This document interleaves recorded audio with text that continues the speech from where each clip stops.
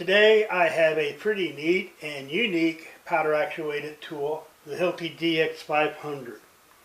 It does resemble and operates pretty much in the same fashion as the more common Hilti DX-100.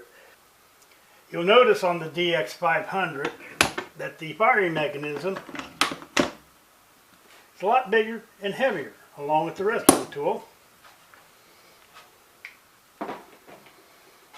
And to open the tool, instead of opening it up at this end, we push the barrel in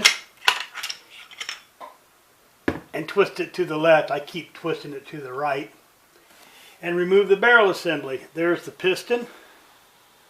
The piston is recessed, counterbored on the end to fit the fastener, the head of the fastener, about 6 millimeters. Fits right in there.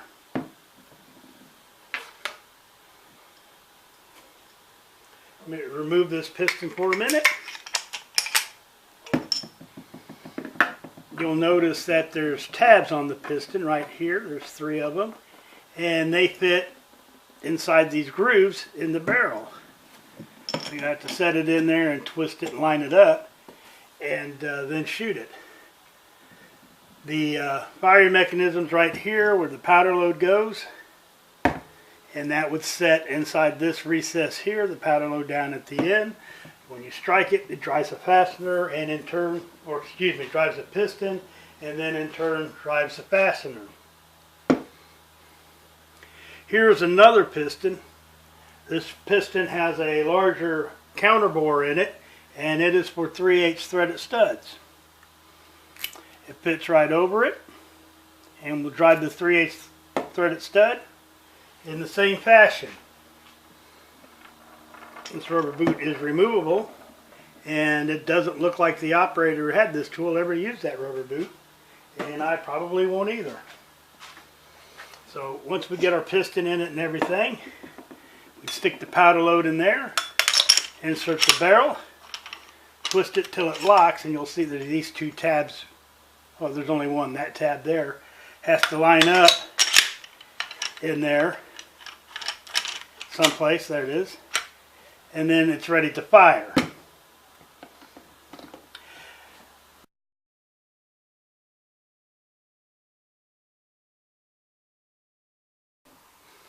So I have this small steel plate here.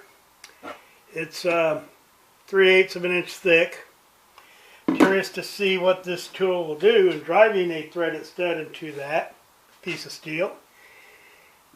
And I don't have any fasteners that are the right diameter of this nose piece, so I'm going to try a little trick here.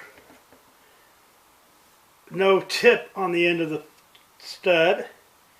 What I'm going to do is I'm going to use a couple of earplugs and see,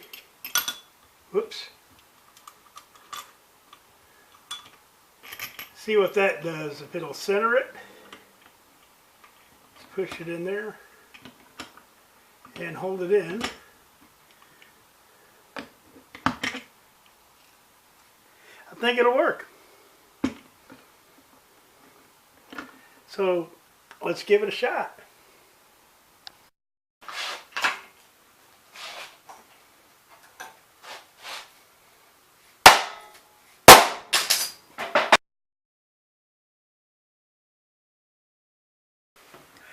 Well, that was somewhat of a disappointment. I mean, Hilti went through a lot of trouble, no doubt, to get as much out of the expanding gases as they could, to get as much oomph out of the tool as they could. The way they designed this piston to match the hammer, the firing mechanism inside the tool, it also has these little notches that are in the piston, it matches inside the tool. That's why you have to line that up properly.